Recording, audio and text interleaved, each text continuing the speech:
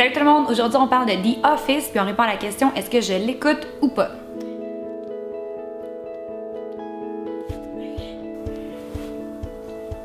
The Office à la base, c'est une série britannique qui avait été créée par Ricky Gervais puis Stephen Merchant, mais là je vais vous parler de la version américaine. La version américaine a eu 9 saisons, elle a commencé en 2005, ça s'est terminé en 2013. Et ça m'a pris vraiment longtemps avant de me convaincre d'écouter l'émission parce que j'avais pas vraiment aimé la version britannique. C'est une des seules fois, une des rares fois dans le monde du cinéma et de la télé où le remake est comme meilleur que l'original. C'est chaud. En gros, c'est un sitcom, c'est une série qui est drôle. C'est filmé à la manière d'un faux documentaire qui suit les employés d'une compagnie de papier, de distribution de papier, je sais pas trop, qui s'appelle Dunder Mifflin.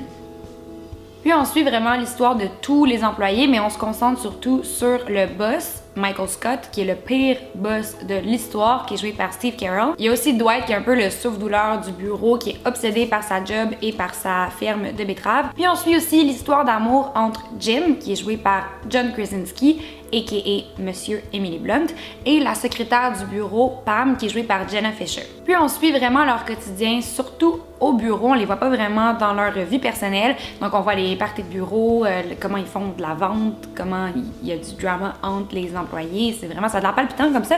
Mais sans plus tarder, je vais vous donner mes 5 raisons pourquoi écouter ou pas The Office.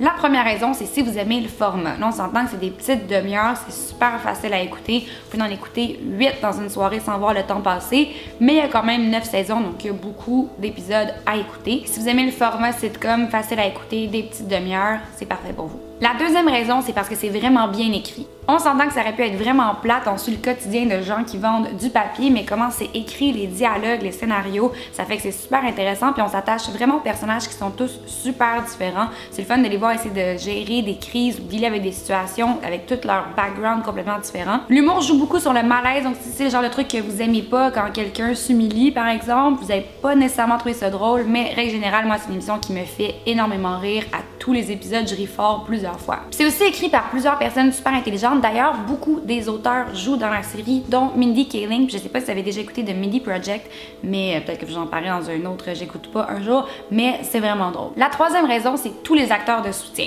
J'ai parlé de Michael, Dwight, Jim et Pam qui sont un peu les acteurs principaux, mais tous les autres personnes du bureau, tous les gens aussi qu'on voit quand ils vont à l'extérieur du bureau, tous leurs boss, n'importe quelle personne qui est là, même juste pour un épisode, c'est toujours un casting incroyable. On dirait vraiment des vraies personnes, c'est surtout grâce au fait que la majorité des acteurs ont un background en improvisation. C'est pas nécessairement des grosses vedettes, c'est des acteurs qui savent comment improviser et comment être drôle. La quatrième raison, c'est pour Steve Carell. Qu'on aime ou qu'on déteste le personnage de Michael Scott, ça montre vraiment le talent de Steve Carell parce qu'il est aussi bon quand il faut être drôle que quand il faut être dramatique. On pense pas nécessairement qu'il va y avoir des moments dramatiques dans un sitcom comme The Office, mais il y en a, et le fait que Steve Carell est un excellent acteur qui a un grand range dramatique, mais ça fait que les scènes sont super bonnes. Puis je sais pas si vous avez vu le film Foxcatcher, sinon c'est pas nécessaire, c'est un film qui est assez désagréable à écouter, mais là-dedans, vous voyez vraiment l'ampleur du talent de Steve Carell. On oublie complètement que c'est lui, on oublie complètement que c'est le gars qui a fait 40 Year Old Virgin puis Anchorman. Mais bref, le fait que c'est un excellent acteur qui peut improviser, pleurer, nous faire rire, nous faire vivre toutes sortes d'émotions, ça rend vraiment la série encore meilleure. Et la cinquième raison qui est pour moi la plus importante, c'est pour la relation entre Jim et Pam. Là, je vais dire quelque chose d'assez intense. Selon moi, Jim et Pam, c'est la meilleure histoire d'amour de toute l'histoire de la télé. Meilleure que Ted et Robin, meilleure que Ross et Rachel. La chimie entre les deux acteurs, le fait qu'ils ont vraiment étiré leur histoire d'amour sur plusieurs saisons, le fait que tu les vois évoluer, tu les vois devenir super proches, des meilleurs amis, tu vois la tension, tu vois quand un pense que c'est impossible, quand l'autre ensuite pense que c'est impossible. Juste pour ça, ça vaut la peine d'écouter les 9 saisons. C'est vraiment une histoire qui est satisfaisante, qui est vraiment le fun à voir évoluer. Puis ensemble aussi, ils sont super drôles. Les deux aiment beaucoup jouer des tours, soit l'un à l'autre ou aux autres personnes du bureau, puis ça c'est toujours drôle.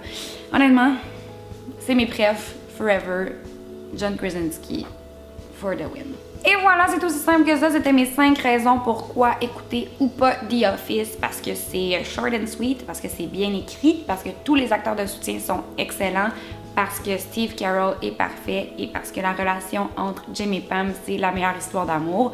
Perso, je pense que vous pouvez vous en douter que moi je vous dirais de l'écouter, mais je vous laisse décider par vous-même. Merci beaucoup d'avoir écouté mon J'écoute ou pas sur The Office. Laissez-moi savoir dans les commentaires de quelle série vous aimeriez que je parle la prochaine fois. N'oubliez pas de vous abonner à ma chaîne pour rien manquer et puis nous on se voit très bientôt.